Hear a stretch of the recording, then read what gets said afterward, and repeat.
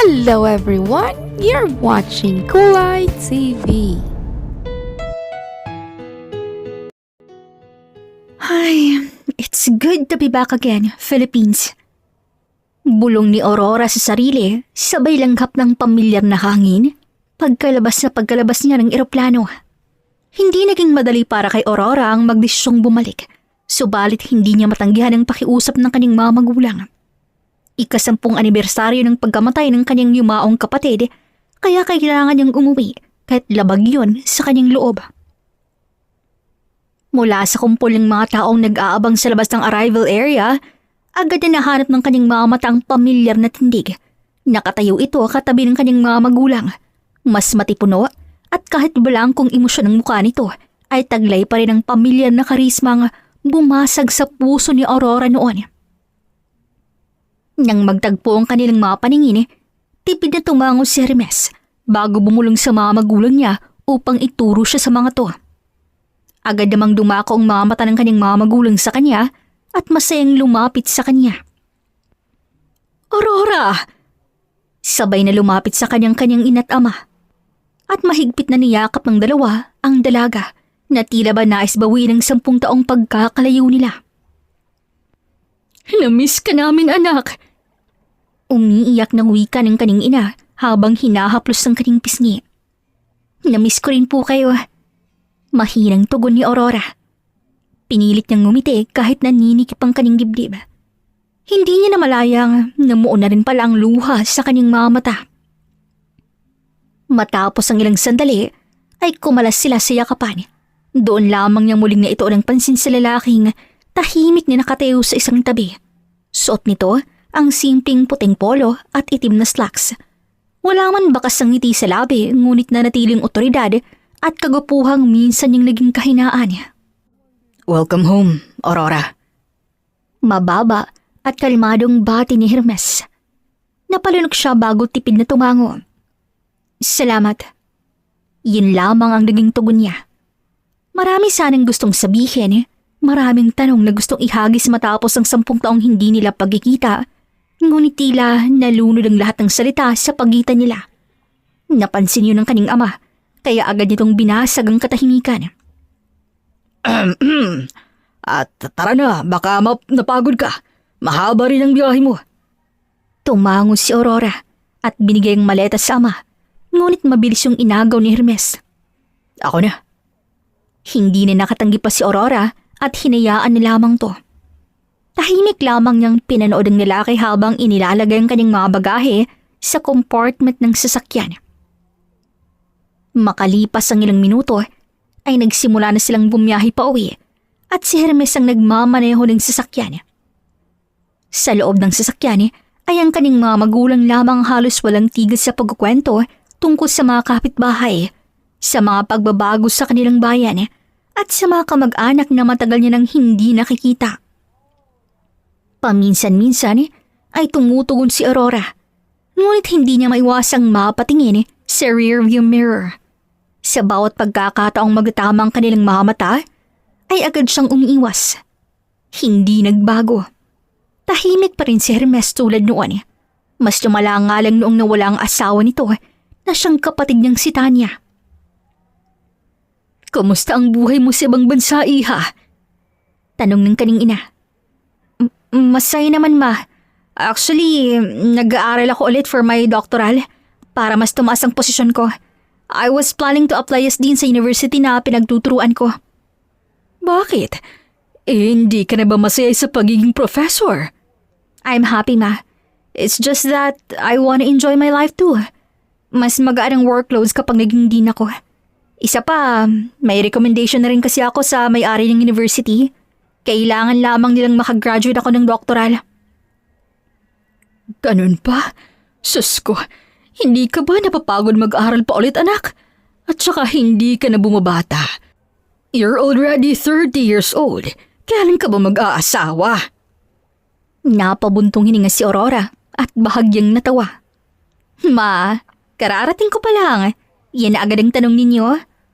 Ay, ano bang magagawa ko? 10 taon kang hindi umuuwi. Akala ko nga may iuuwi ka ng foreigner. Ay, sus Marios, Huwag mo namang takutin ang anak mo. Sabad ng ama niya, ngunit halatang gusto rin itong marinig ang sagot. Wala po akong boyfriend. Simpleng tugon niya. Abay, bakit naman? Maganda ka naman, mabait, matalino pa. Wala man lamang bang naniligaw sa'yo? Meron naman po. Pero wala pa po akong interes. Napalitan ng makahulugang tinginan ng kanyang mga magulang. Anak, hanggang kailan mo balak mamuhay ng mag-isa?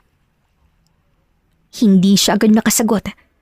Paano nga ba niya ipapaliwanag na matagal nang may taong nakakuha ng puso niya, ngunit hindi kailanman pwedeng maging kanya? Hindi niya namalayang napalingon siya sa driver's seat. Tahimik lamang si Hermes habang nakatutok ang mga mata sa kalsada. Pareho pa rin ang matigas itong panga at seryosong ekspresyon na tila walang anumang pakialam sa usapan. Wala pa po talaga sa plano kong mag-asawa, Pa. Marami pa po akong gustong maabot. Pero darating din po tayo sa gusto niyang mangyari kapag nakilala ko na po ang taong makakatuluyan ko. Huwag mong hintayin huli na ang lahat, anak. Magandang magkaroon ng sariling pamilya. Malumanay na sabi ng kanyang ina. Kung alam lamang ng mga to, na noon pa niya pinangarap ang magkaroon ng sariling pamilya kasama si Hermes. Ngunit ang lalaking yon ay pinili ng kanyang kapatid na si Tanya. At kahit wala na ngayon ang kanyang kapatid, hindi pa rin nagbagong katotohanan minsan itong inibig ang asawa nito. Kaya pinili niya na lamang lumayo, hindi lamang upang makalimot, kundi upang hindi kailanman maging dahilan ng kahihiyan sa alaala ng kanyang kapatid. Malapit na tayo. Biglang sambit ni Hermes, bumasag sa katahimikan. Hindi man siya nito nalingon, sapat na yun upang muling mangambala ang tibok ng puso niya. Napakuyom siya bago huminga ng malalim.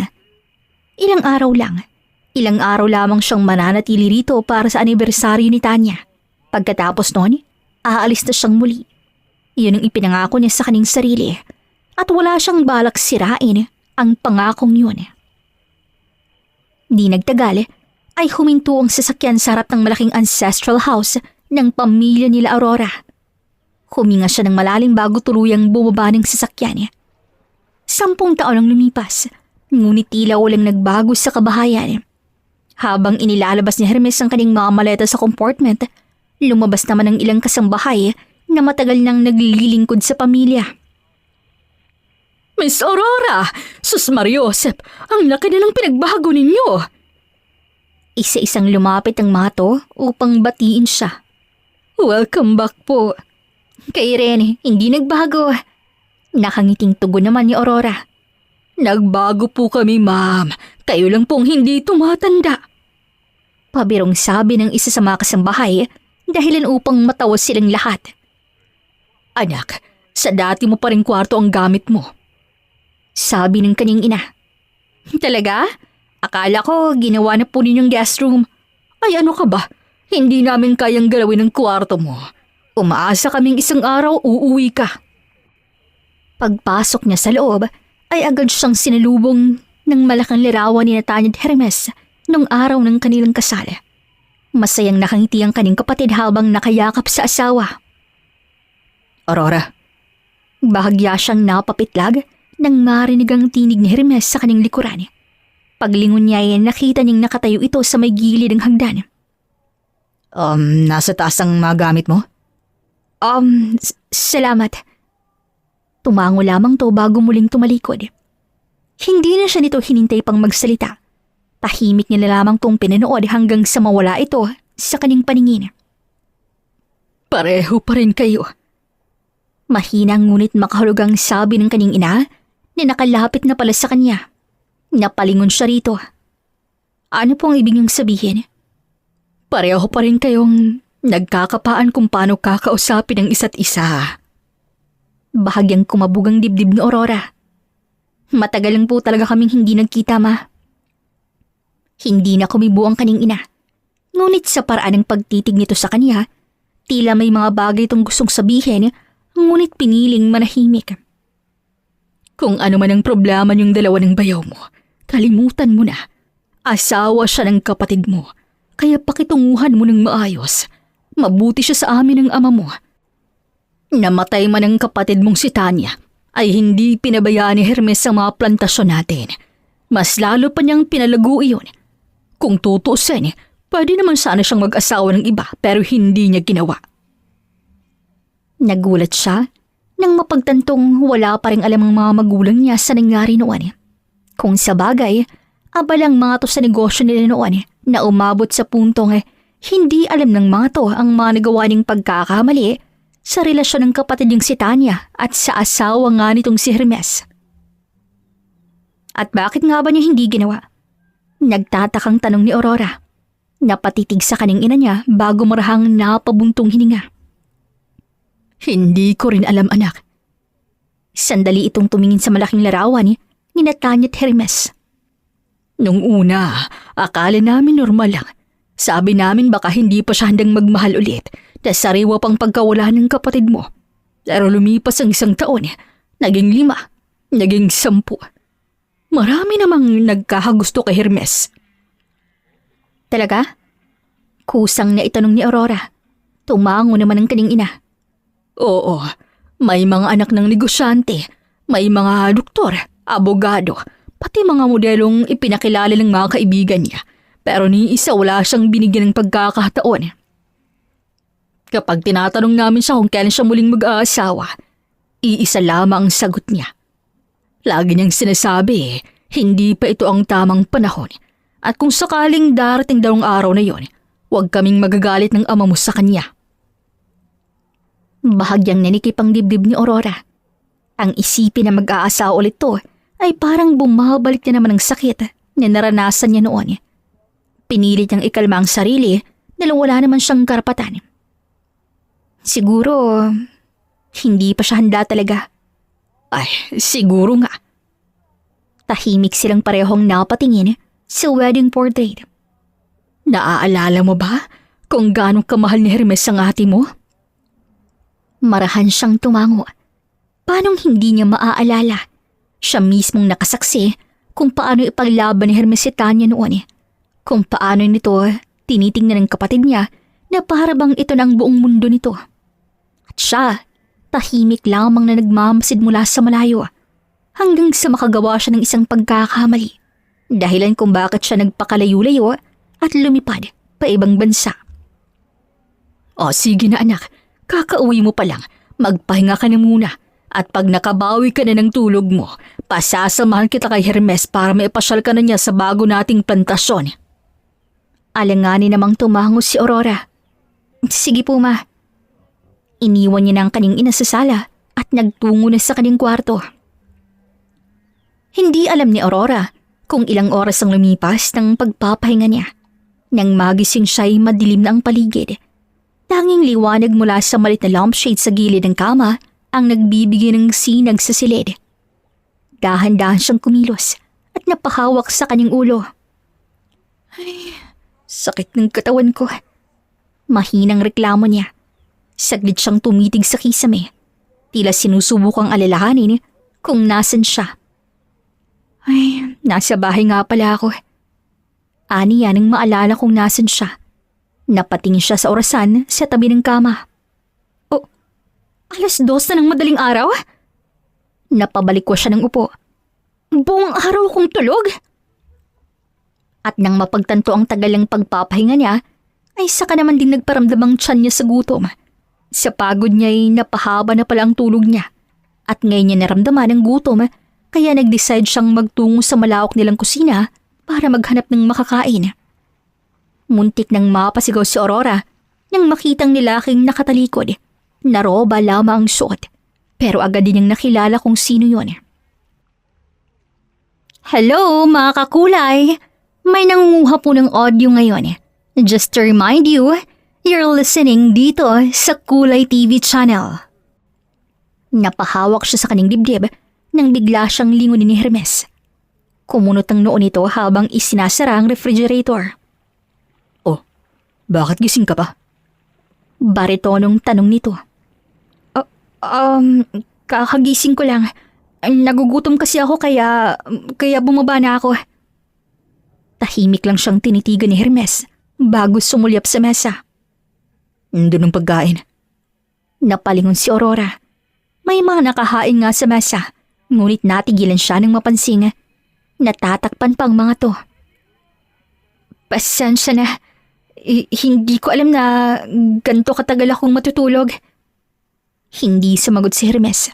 Lumapit to sa mesa, inangat ang takip ng mga pinggan, saka muling ibinalik. Malamig na. Tumango si Aurora.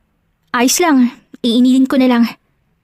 Akmang kukunin na sana niyang mga pinggan nang maunahan siya ni Hermes. Iwan mo na. Napahinto siya't napatingin dito. Kinuha ni Hermes ang mga nakahaing pagkain at dinala sa counter. Ilang segundo lamang lumipas ay binalik din ito ang mga yon sa refrigerator. Nako! Huwag na yan. Hindi na masarap kapag ilang beses ininit. Tahimik siyang nakatingin habang binubuksan nito ang ibang cabinet at inilalabas ang ilang sangkap. Anong ginagawa mo? Nagtatakang tanong niya. Hindi ba gutom ka na? Oo, pero kaya ko namang magluto. Maupo ka. Maikli, ngunit mari ang utos iyon. Hindi na siya nakipagtalo. Tahimik siyang naupo sa isa sa mga upuan sa kitchen island habang pinagmamasan si Hermes na waling imik na naghahanda ng lulutuin. Hindi ito nagsasalita at seryoso lamang mukha habang abala sa paghihiwa at pagluluto. Tanging tunog ng kutsilyo sa chopping board at mahinang pagkalansing ng kawali ang maririnig sa katahimikan ng kusina. Napangiti si Aurora ng bahagya. Matapos itong makapagluto, ay ipinatong nito iyon sa harapan niya. Kumain ka na. Pagkatapos bumalik ka na sa kwarto mo. Baka may makakita pa siyang mga boy dito na ganyan ang suot mo. Dominantong utos nito sabay pasada ng kabuuan niya. Sandali siyang napalunok sa klase ng tingin nito. Ngayon lang niya nakita ang mga mata nito na ganon tumingin sa kanya dahil mula noon, pulos panunuya lamang ang binibigay nitong sulyap simula nang makagawa siya ng pagkakamali rito. Napatingin si Aurora sa kanyang sarili. Noon lamang niya napansing sleeveless silk at maikling shorts lang pala ang suot niya. Mga pantulog na basta na lamang niyang sinuot bago siya nakatulog. Oo nga pala. Napakamot siya sa batok at nahihiyang ngumiti. Hindi ko na kasi naisip Nasa Pilipinas nga pala ako. Nasanay kasi ako sa London na ganito ang suot bago matulog. Pakiramdam ni Aurora ay parang may nasabi siyang mali nang biglang umigting ang panga nito. So, mas maikli pa pala siyang sinusuot mo sa bansang pinanggalingan mo? Ha? Hindi naman sa... At ganyan ka rin ba lumalabas sa harap ng ibang lalaki? Napamaang si Aurora sa akusasyon ni Hermes. Hindi! Siyempre hindi! Mabilis siyang umiling. Sa apartment ko lang naman o kapag babae lang ang kasama ko. Tumikom ang bibig ni Hermes, ngunit hindi pa rin nawawala ang tigas ng ekspresyon nito. Pero normal lang kasi doon ang gantong pananamit. Hindi ako interesado kung normal yan doon. Habang nandito ka, magdamit ka ng maayos. You will attract some unnecessary attention. Hindi napigilan ni Aurora ang mapakunot noo. Bakit? Wala naman tayong ibang kasama rito Wala pa sa ngayon. Malamig na sagot ni Hermes habang isinasabit ang kitchen towel sa tabi ng lababo. Humarap siya kay Aurora. Ang mga braso ay nakakross sa kanyang dibdib at ang tindig ay tila isang pader na hindi matitinag. Pero maagang nagigising ang mga tauhan ko. At hindi lahat ng lalaking nagtatrabaho rito ay may pasensyang gaya ng iniisip mo. Sandaling natigilan si Aurora.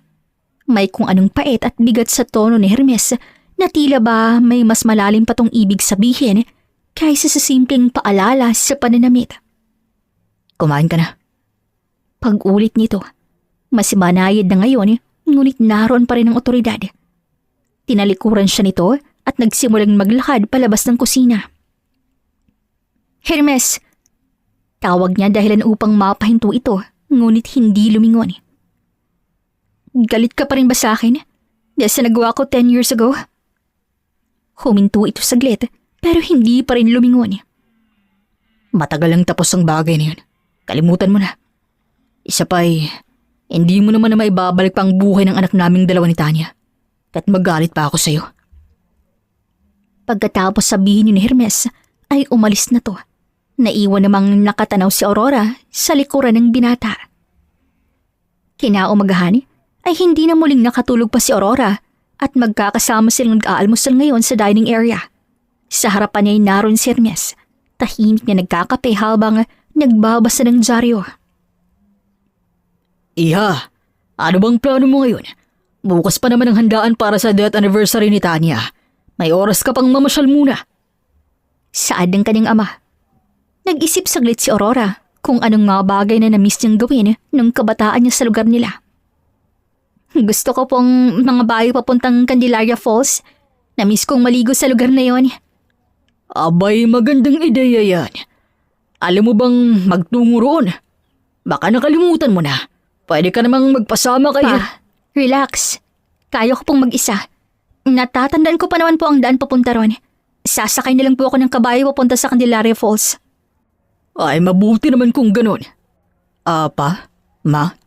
Mauna na po ako sa plantasyon. May kailangan pa akong asikasuhin doon. Baka gabihin na ako ron at baka sa kamalig na rin po ako magpalipas ng gabi. Dahil may mga alaga tayong kabayo na manganganak at kailangang bantayan. Biglang pamamaalam naman ni Hermes sa mga magulang ni Aurora. O sige ho, huwag kang masyadong magpapagod. Tumango naman si Hermes bago sumulyap kay Aurora at binigyan siya ng tinging hindi niya alam ang ibig sabihin. Ikinibit-balikat na lamang ni Aurora at excited na tinapos ang pagkain. Kaagad siyang nagtungo sa kwarto upang kumuha ng magagamit ng swimsuit. Matagal-tagal na rin siyang hindi nakaligo sa falls.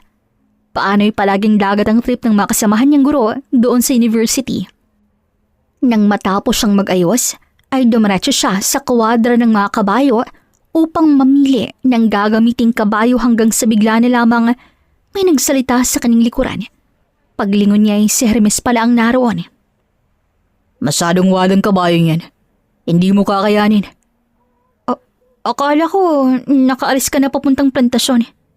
Hinintay kita. Bakit? Dahil baka kung ano naman ang gawin mong kalokohan sa Candelaria Falls. Maraming lalaki ron na naliligo tuwing gantong araw ng Sabado. Baka mamaya niyan ang mga magulang mo naman ang mamatay dahil sa sama ng loob sa'yo. Umangat ang isang kamay ni Aurora para sana sampalin to. Pero hindi niya yun nagawa dahil hindi niya kaya. Hindi na ako tulad ng dati, Hermes. I wasn't 20 years old anymore na hindi nag-iisip sa mga bagay na akala niyang tama pero mali pala. Saglit na natahimik si Hermes. Hindi niya inalis ang tingin kay Aurora na tila ba sinusukat kung nagsasabi nga ba ito ng totoo. Talaga ba? May bahid ng panunuyan itong sabi. Humugot ng malalim na hininga si Aurora bago siya napailing. Oo, hindi na ako impulsive at lalong hindi na ako yung babaeng basta na lamang gagawa ng eksena para mapansin. Bahagyang kumunot ang noon ni Hermes. Hindi ko sinabi yun. Hindi mo man sabihin. Alam ko namang yun ang iniisip mo sa akin . Naglihis ang tingin si Hermes at isinandal ang isang braso sa pintuan ng kwadra. Ang iniisip ko lang, kung may mangyari mang masama sa'yo, siguradong malulungkot ang mga magulang mo at hindi ko gugustuhin yun. Aling-aling na lang sa kaluluwa ni Tanya. Hindi napigilan ni Aurora ang mapatawa ng mahina. May kasamang kirot sa puso ang tawa niyang yun . Concern ka naman pala sa iyo mga akong kapatid. Bakit akong nilalapitan mo rito? Ang mabuti pa, pumunta ka sa puntod niya at magsindi ka ng kandila. Bahagyang tumigas ang ekspresyon ni Hermes. Pumupunta ako. Natigilan si Aurora. Tuwing death anniversary niya, tuwing kaarawan niya, at kapag napapadan ako sa sementeryo, pinagsisisihan ko ang pagkawala ng anak naming dalawa. Hindi inaasahan ni Aurora ang naging sagot ni Hermes na para bang inaako nito ang lahat ng kasalanan na alam naman niyang siya ang punot dulo ng lahat. Inatake ng konsensya ang puso ni Aurora. I'm sorry. I didn't mean to say those words. Paghingi niya ng pasensya, hindi niya sinasadyang masabi ang bagay niyon. She loved her sister, kaya naman kahit labag sa loob niya, Umalis siya ng mansyon nila para maging masaya ang mga to. Pero bakit kahit wala na ito, ay parang nakakabit pa rin ang kasalanan niya sa nakaraan? She was just 20 years old that time. Naive and in love. Kaya nagawa niyang akitin at pasukin si Hermes sa kwarto nito ng lasing to. May nangyari sa kanila ng gabing yon at hanggang ngayon, masakit mang sabihin ay hindi yun maalala ni Hermes at pilit na itinatanggi.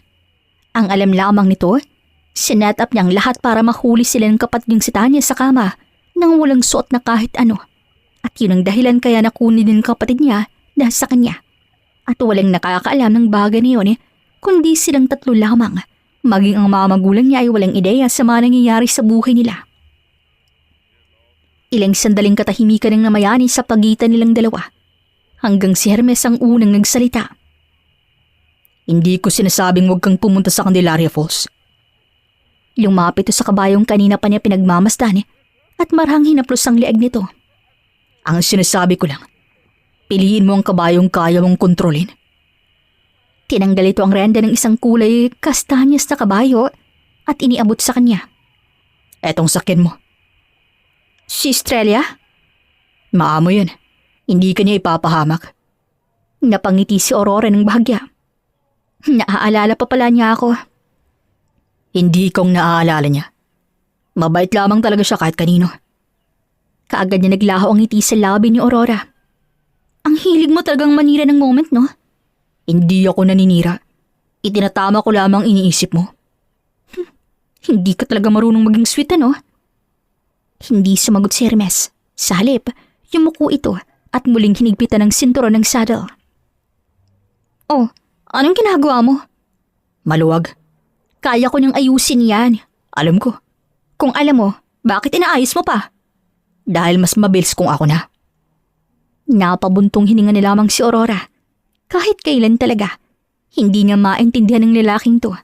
Sa bibig ay puro panunuya at malamig na mga salita, pero sa kilos ay kabaliktaran naman. Nang matapos si Hermes, bahagya nitong tinapik ang leeg ni Estrella. Kung maliligo ka, huwag kang magtatagal. Bakit? May multo na ba doon? Bandang hapon mabilis tumas ang tubig kapag umulan sa bundok. Nawala ang biro sa mukha ni Aurora. Palagi bang ganon? Hindi naman madalas, pero nangyayari. Okay, tatandaan kong sinabi mo. Hindi na sumagot si Hermes. Isang mabilis sa tingin lamang binigay nito sa kanya bago tumalikod. Sandali. Huminto ito, ngunit hindi lumingon. Salamat. Sa pag-aalala. Hindi yun pag-aalala. Ayoko lang may mangyaring masama sa anak ng mga taong itinuring kong pamilya. Para kay Aurora, mas masakit pakinggan ng paliwanag na yun kaysa kung hindi na lamang to nagsalita. Humugot siya ng malalim na hininga bago marahang sumakay kay Estrella. Halika na, mukhang ikaw lang ang hindi marunong manakit sa akin Bulong niya sa kabayo. Ilang oras bago dumating si Aurora sa Candelaria Falls, taliwas sa sinabi ni Hermes, wala namang katao-tao rito at maganda ang buhos ng tubig mula sa falls. Dahil wala siyang ibang makita sa paligid, nagpasya siyang magpalit ng swimsuit. Nagpalangoy-langoy siya roon sa malamig at preskong tubig ng falls. Maya-maya ay may narinig siyang mga boses na papalapit. Kasunod nito, ang halakhakan ng ilang kalalakihan. Nanlaking mata ni Aurora. May tao! Mahinang sambit niya. Mabilis siyang umahon sa tubig at naghanap ng mapagtataguan. Napansin niyang isang makitid na siwang sa likod mismo ng bumabagsak na tubig ng talon. Kahit delikado, wala na siyang ibang pagpipilian. Maingat siyang sumingit sa maliit na kuweba na natatakpan ng makapal na buhos ng tubig. Madilim at malamig ang loob ng kuweba. Halos hindi siya makahinga habang pinakikinggan ang usapan ng mga lalaking nasa labas. Hindi niya alam kung gaano sila katagal mananatili. Sumilip siya sa pagitan ng manipis na agos ng tubig. 3 ang mga lalaki. Mukhang mga hiker ang mga to dahil may kanya-kanyang backpack at kagamitan. Naupo ang mga to sa malalaking bato sa gilid ng falls at nagsimulang magkwentuhan. Napabuntong hininga si Aurora. Sana umalis na kayo. Ilang oras ang lumipas, ngunit wala pa ring balak umalis ang mga lalaki. Sa halip, Isa sa mga to ang nagsabing balak nilang magpahinga roon bago ipagpatuloy ang pag-akyat sa bundok. Napapikit si Aurora. Hindi siya maaaring lumabas habang naroon ng mga to. Paano kung pagsamantalan siya ng mga to dahil halos manipis sa swimsuit lamang ang suot niya? Niyakap niyang sarili habang nakasandal sa malamig na batuhan sa loob ng kuweba. Unti-unti nang nanlalamig ang kanyang katawan. Kanina pa rin siya basa at nagsisimula na rin mamulikat ang kanyang binti. Ay, ang galing mo talaga, Aurora. Kung nakinig ka lang sana kay Hermes, hindi ka malalagay sa gantong sitwasyon.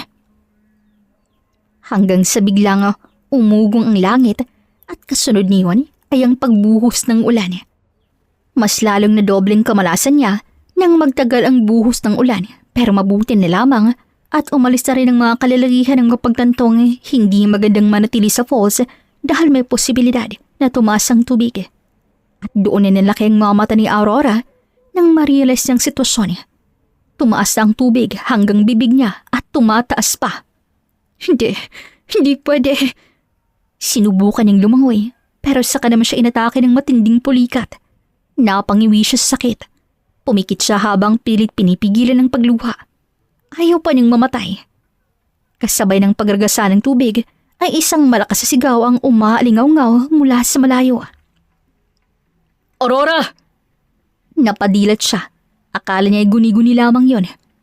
Aurora! Mas malinaw na ngayon ang boses nito at walang iba kundi si Hermes. Bigla siyang napaiyak. Nandito ako! Ngunit halos nalunod ang sigaw niya sa ingay ng talon. Nandito ka ba? Nasaan ka? Hermes! Please help me! I'm here! Kitang-kita ni Aurora si Hermes mula sa agos ng falls. Galito habang tinatanggang suot na pang-itaas at saka lumangoy papunta sa kanya. Halos mawalan siya ng lakas nang makita si Hermes na umahon sa kanyang harapan. Akala ko mamamatay na ako.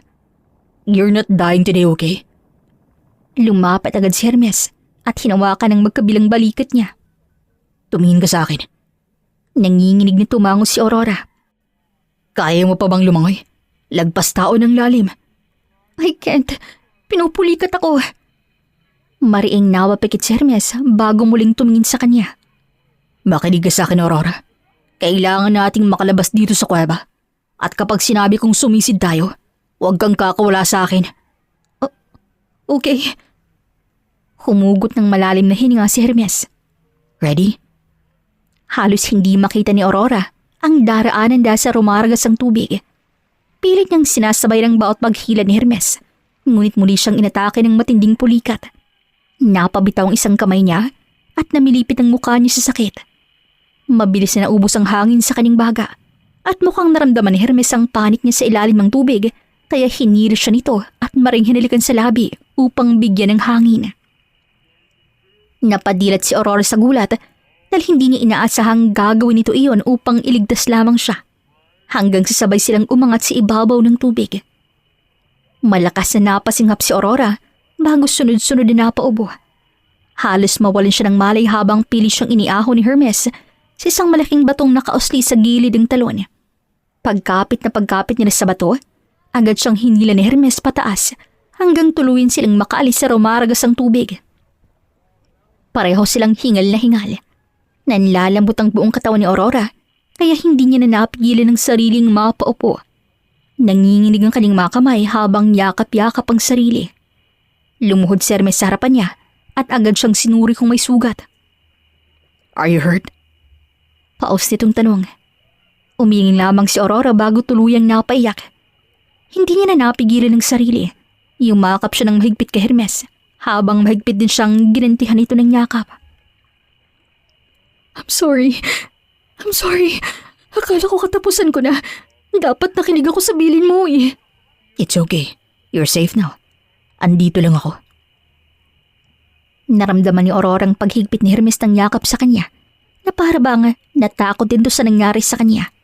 Pero naisip din niyang imposible yun dahil malaki ang galit nito sa kanya. Dahan-dahang humiwalay si Aurora sa yakap ni Hermes at niyakap na lamang sarili dahil halos kitang-kita na ang kaluluwa niya sa suot niyang swimsuit. Maya-maya pa ay dinampot ni Hermes ang suot itong kanina na kamisita at binigay kay Aurora. Oh, suotin mo muna to. Hindi pwede. Baka kung anong isipin ng makakakita. At naiisip mo pang iisipin ng iba? Samantalang munti ka nang mapahamak ha? Ay, Santa Hermes. Isa pa, may dala naman akong Naputo lang sasabihin ni Aurora nang makitang wala ng bag niya sa pinapatungang bato. Marahil ay natangay na ng malakas na tubig. Wala na palang mga gamit ko. Wala ka lang pagpipilian. Susuotin mo ang damit ko sa ayot sa gusto mo. Wala nang nagawa si Aurora nang biglang hawakan ni Hermes ang mga kamay niya at pinasuot ang sapilitan ang damit nito. Let's go. Ihatid na kita sa mansyon. Pero sa kabila ng muntik na nangyari kay Aurora, ay may kung ano sa loob niya na nagsasabing ayaw pa niyang umuwi.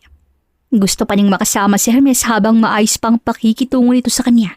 Dahil kapag nasa mansyon na sila, siguradong babalik na naman to sa pagiging malamig sa kanya. Pero ayoko pang umuwi. Gusto pa kitang makasama.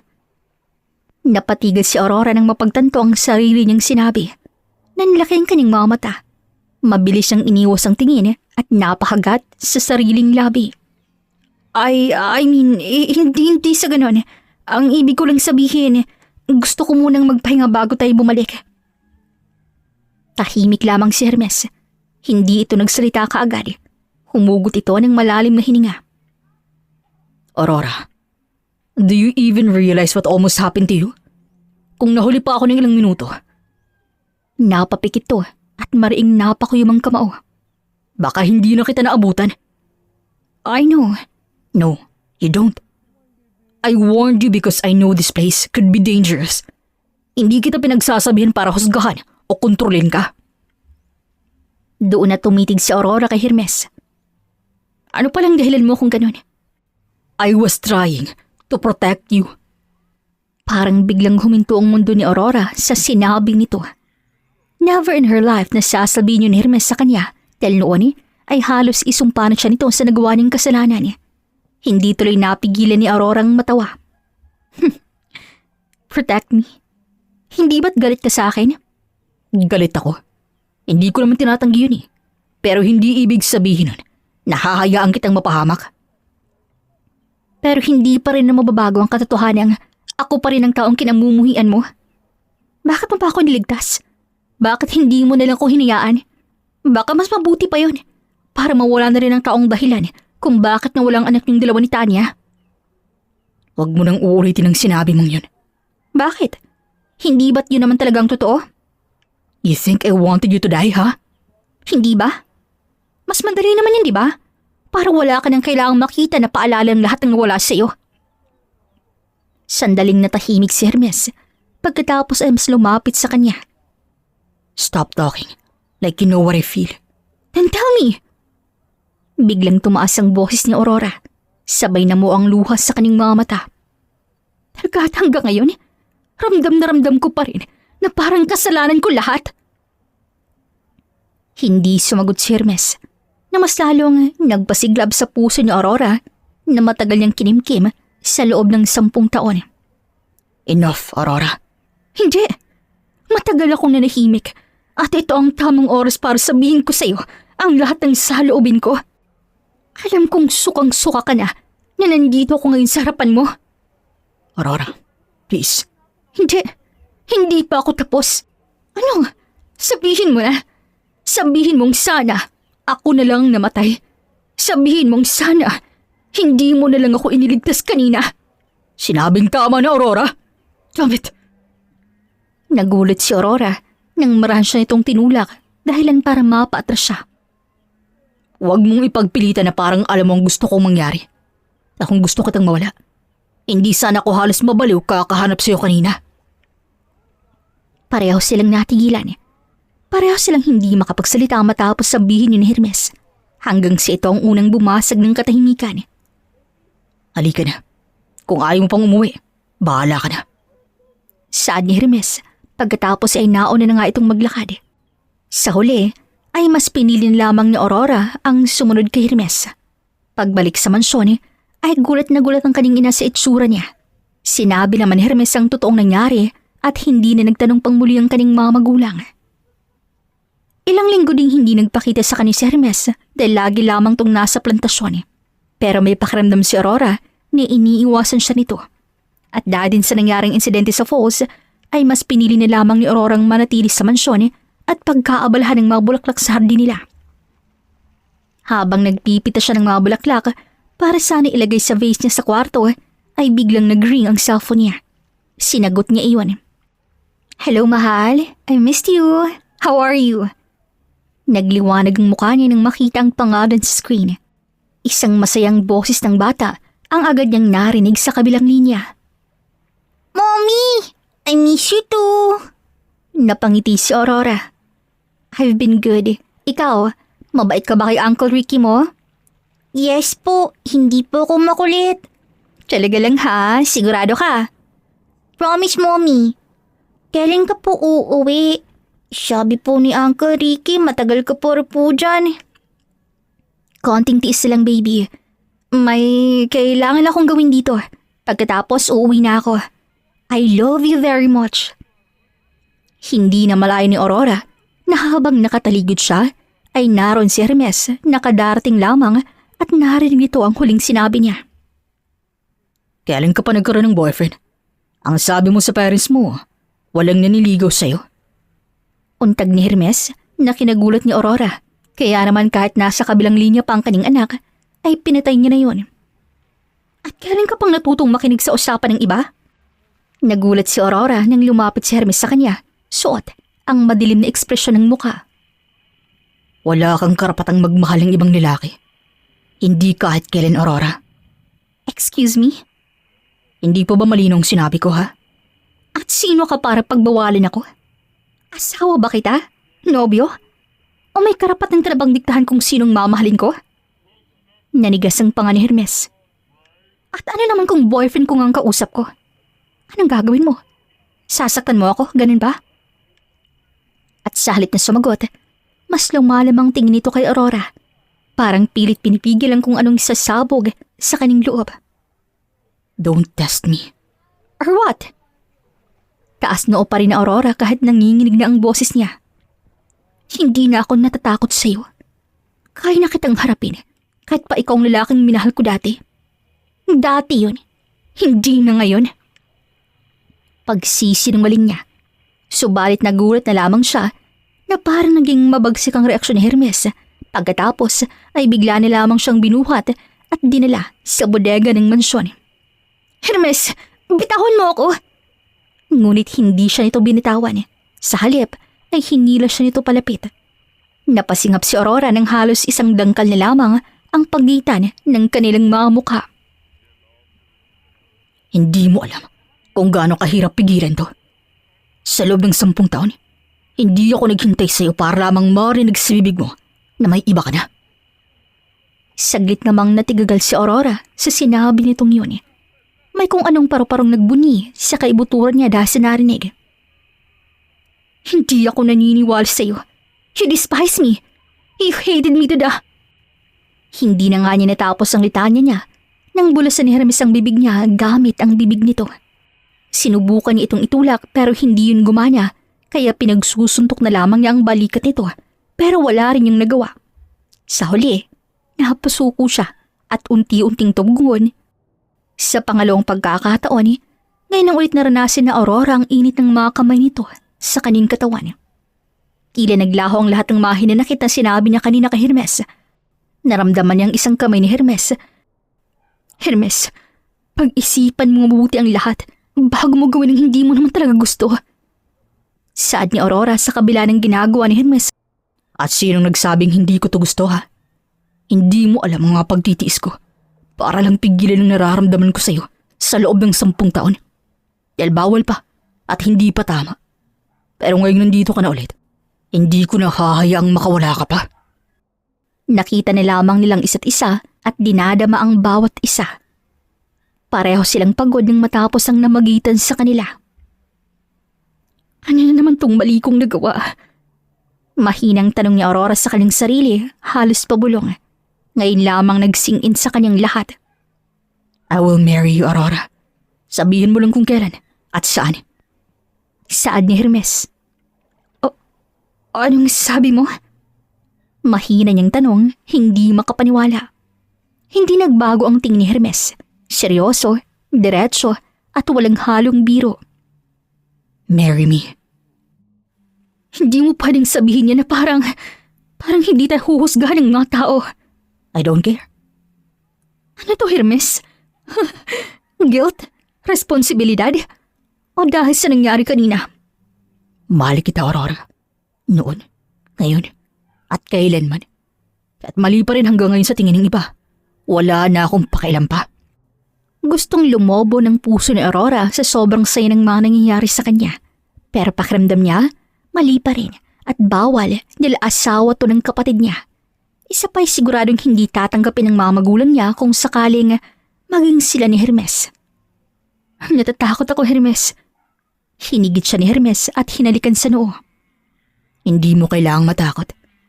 Mahina niyang sabi, nanatiling nakadikit ang labi sa noo ni Aurora. Hindi ka na mag-iisa ngayon. Sasamahan kita. Pero paano si Ate Tanya? Matagal nang patay ang kapatid mong si Tanya. Dahil sa sakit niya at hindi dahil sa'yo. Itigil mo ng paninisi sa sarili mo. Ngumiti si Aurora sa sinserong mga salitang iniwan ni Hermes sa kanya. Kaya naman ang mismong araw na yon, opisyal siyang inangkin ni Hermes bilang kasintahan. Yun nga lamang, pansamantala nilang itinatago sa harapan ng mga magulang niya. Kapag wala ang mga to, ay napaka-sweet ni Hermes sa kanya. Mga bagay na hindi niya akalaing may gantong side pa lang lalaki. Kung saan-saan din siya nito ipinasya sa lugar nila. Pero they don't act like a couple. Kahit papano, discreet pa rin naman sila. Isang gabi habang nasa teres si Aurora ng kanyang kwarto, ay bigla ni lamang siyang niyakap ni Hermes mula sa likod. Haharap sana siya kaso pinigilan siya nito. Stay still. Napagod ako ngayong araw eh. Bulong nito sa kanyang leeg. Gusto kong amoy ng leeg mo ng ganito. Napangiti naman si Aurora. Gusto mo bang gawin kita ng tsaa? Yes please, thank you. Anito, sabay halik sa kanyang leeg. Hindi nagtagal, ay nakapagtimpla na siya ng mainit at tsaa. Maingat niyang bitbit ang tray habang naglalakad pabalik ng kanyang silid. Ngunit pagpasok pa lamang niya, ay agad na naglaho ang ngiti sa kanyang labi. Napakunot noo siya. Nakatayo si Hermes sa may bintana. May kausap sa cellphone at seryosong ekspresyon ng muka. Halatang hindi maganda ang naririnig nito. Maya-maya pa'y napako ang tingin ni Aurora sa cellphone na hawak ng lalaki. Nanlamig ang buo ng katawan nang mapagtantong cellphone niya ang hawak nito at ang marahal na kausap nito ay ang anak ng si Lana. Mahigpit na napahawak si Aurora sa tray ng kaning dala. Bahagyang nanginig ang mga kamay niya dahilan para mabitaw niya ang dala niya pero wala siyang pakialam roon. Ang atensyon niya ay na kay Hermes kaya agad siyang lumapit sa lalaki. Hermes, hindi niya natuloy ang sasabihin nang ihaharang nito ang palad sa kanyang harapan. Hindi nito agad ibinaba ang tawag. Yes, I understand. Mahinang sabi ni Hermes sa kausap bago bahagyang yumuko. Okay, I will tell your mom that she needs to call you back. Lalong bumilis ang tibok ng puso ni Aurora. Kumpirmadong sila nang ang kausap ngayon ni Hermes. Pagkaputol ng tawag, ay dahan-dahang binaba ni Hermes ang cellphone at humarap sa kanya. Matinding tensyon ang bumalot sa pagitan nilang dalawa. Totoo bang anak mo ang batang kausap ko kanina lang? Is she your biological child? Parang naubusan ng hangin si Aurora. Hermes, pakinggan mo muna ako. May anak ka. At ni minsan hindi mo nabanggit sa amin at sa akin. I was going to tell you. Kailan? Kapag bumalik ka na ng UK? Napayuko si Aurora. Hindi niya alam kung saan magsisimula. Sinong ama niya, Aurora? Napapikit siya dahil hindi pa niya kayang sagutin ang tanong ito ngayon. I'm asking you a simple question. Kanino ang batang yan? Hindi ko alam kung paano ko ipapaliwanag. Please, give me time. Simple lang ang tanong ko. Isang hakbang ang inilapit ni Hermes sa kanya. Sino ang ama ng batang yan? Nanginginig na napailing si Aurora. Hindi mo gustong pag-usapan? O ayaw mong malaman ko kung sino siya? Isa ba siya sa mga lalaki na inakit mo habang lasing, ha? Hermes, please, maling iniisip mo. Then prove me wrong. Sabihin mo kung sino siya. Napaatras si Aurora sa tindi ng boses nito. Wala akong maling ginagawa sa UK. Hindi ganun ang nangyari. Kung ganun, paano ka nagkaroon ng anak? Tahimik siyang napaiyak. Hindi niya alam kung paano pa niya maitatagong katotohanan. Humugot siya ng malalim na hininga. Natatakot ako. Sa ano? Nakamuhian mo ako. Kahit ano pang sabihin mo, mas gusto kong marinig ang totoo kasi sa paulit-ulit mong pagsisinungaling. Unti-unti niyang itinaas ang tingin kay Hermes. Punong-puno ng luha ang kaning mga mata. Hindi aksidente sila, Ana. At lalong wala akong ibang lalaki. Kung wala, paano nangyari yun? Paano ka nagkaanak? Sandaling nanginig ang malabi ni Aurora bago tuluyang bumigay ang kaning depensa. Dahil ikaw ang ama niya. Nanigas si Hermes sa kinatatayuan niya. Hindi man lamang to kumurap. Ano? Lana is your daughter. Napailing si Hermes na tila hindi matanggap ang narinig. How did you manage to hide it from me? Nalayo akong masira kayong dalawa lalo na ni Tanya. At nalaman ko lang nabuntis ako nang nasa UK na ako. Kaya pinili kong akuin ang lahat. Pinalaki ko sila ng mag-isa dahil yun ang akala kong tamang gawin. So, may anak pala ako na tinago mo lang all these years? Marahang tumango si Aurora habang patuloy na umaagos ang kaning mga luha. Yes. Napapakit si Hermes. Mariin itong naikoy ang mga kamao. 10 taon. 10 taon akong walang kaalam-alam na may anak pala ako. Alam mo ba kung anong kinuha mo sa akin, ha? Hindi nakaimik si Aurora. Tinanggalan mo ko ng pagkakataong marinig ang unang iyak ng anak ko. Makita ang unang niyang ngiti. Mahawakan siya nung sanggol pa lamang siya. At ang pinakamasakit, hindi man lamang nakilalang ama niya. I'm really sorry. Hindi ko ginustong saktan ka. Akala ko, iyon lang paraan para hindi na mas lumala ang lahat. Sinubukan niyang yakapin si Hermes, pero umatras to. Gusto kong magalit si Aurora. At sa totoo lang, hindi ko alam kung gaano katagal bago mo walang sakit na binigay mo. Pero, naiintindihan ko. Kahit hindi mo na ako mapatawad, tatanggapin ko. Akmang tatalikod na siya nang magsalita muli si Hermes. Ayokong lumaking walang amang anak ko. Muling napatitig si Aurora sa kanya. Anong ibig mong sabihin? I wanna see your daughter, Aurora. Hayaan mo kung makita siya at makilala niya bilang ama. Talaga? Oo. Hindi ko kayang ibalik ang 10 taong nawala sa atin. Hindi ko na mababawi ang lahat ng unang beses na hindi ko nasaksihan. Pero kung bibigyan mo ko ng pagkakataon, gusto kong bumawi sa anak natin. At sa'yo. Pero nagawa kong itago sa yung anak nating dalawa. Umiling si Hermes pagkatapos ay ngumiti. I should be thankful to you. Binigyan mo ko ng anak na matagal kong pinangarap. At gusto kong magalit, hindi ko kaya. Dahil ikaw ang nasa harapan ko, Aurora. Hindi mo alam kung ilang beses kong pinangarap to sa loob ng ilang taon na bumalik ka at makasama kita. Lalo na ngayon na may anak pala tayong dalawa. Sa kabila ng pagluha ay hindi napigilang yakapin ni Aurora si Hermes ng mahigpit. Kung alam lamang ito na pareho sila ng pinapangarap. Nang gabing yon ay hindi na nagpatumpik-tumpik pa si Aurora at Hermes. Magkahawak kamay silang umamin sa mga magulang niya at gaya ng inaasahan na bigla ang mga to. Ngunit ang kinagulat ni Aurora, wala siyang narinig na pagtutol. Ma, pa, hindi kayo tututol?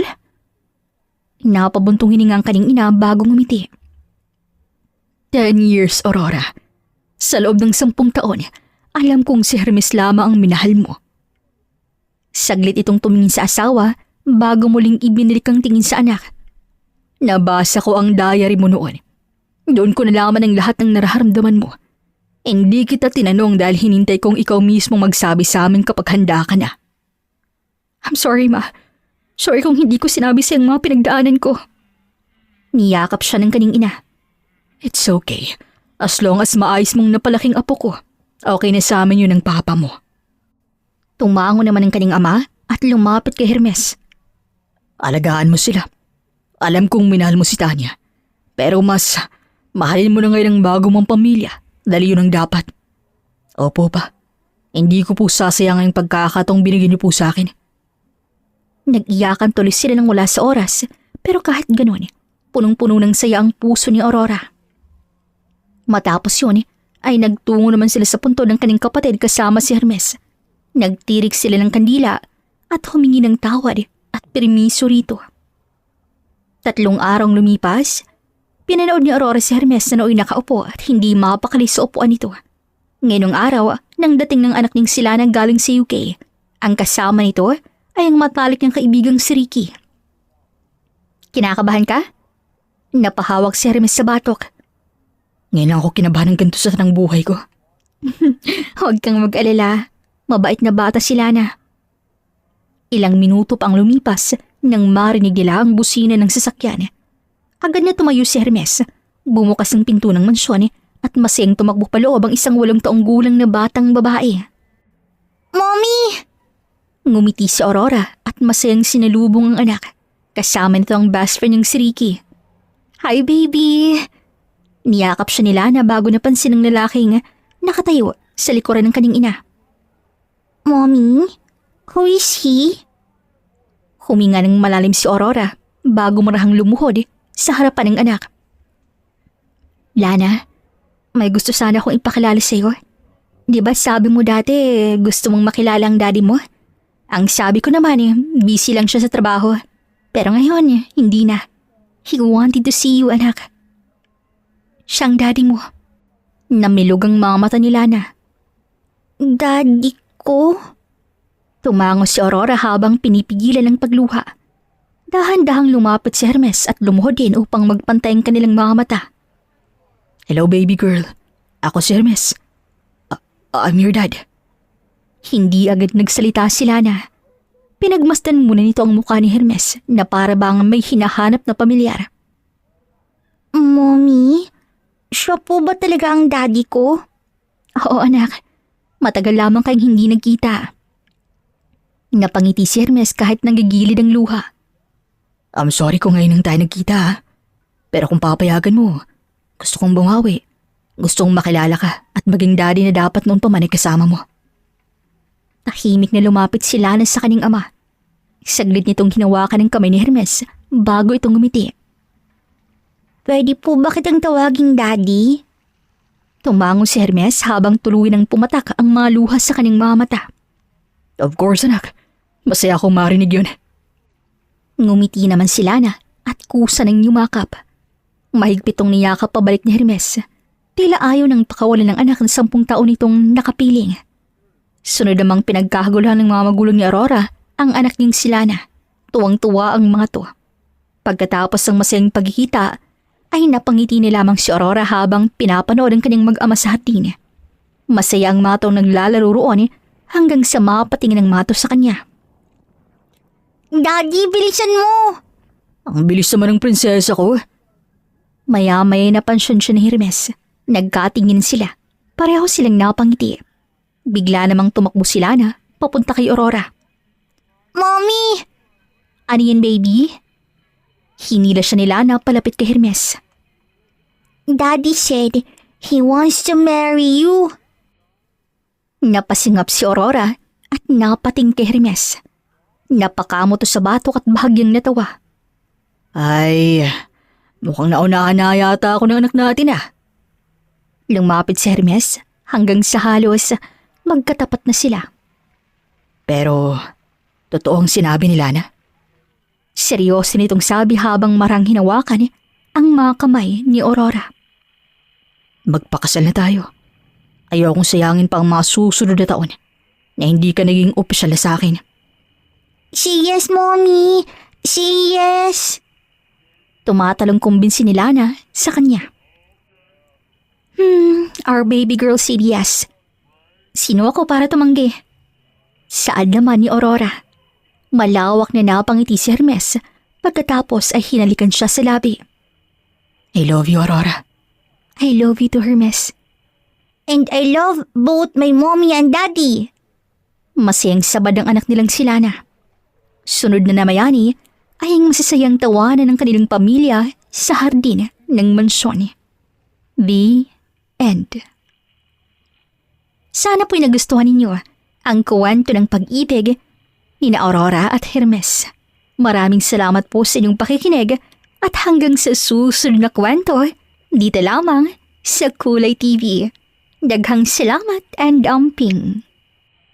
Okay mga kakulay, maraming salamat po for watching or listening. Thank you to our narrator, Miss Regine, and thank you to my co-author, Miss Ching. Also, shout out to Agnes Suganub. Hello po, maraming salamat for always watching. And also to Nora Berganio. Hello po, thank you so much. Also to Teresita Gutierrez. Hello po, maraming salamat. And also, shout out to Teresa Apolinario. Hello po. Thank you so much. Alright, this is Ethel McManaman, Kulay TV creator/writer, saying, bawat buhay ay may kulay. Thank you and take care. Daghan kayong salamat. See you sa next story.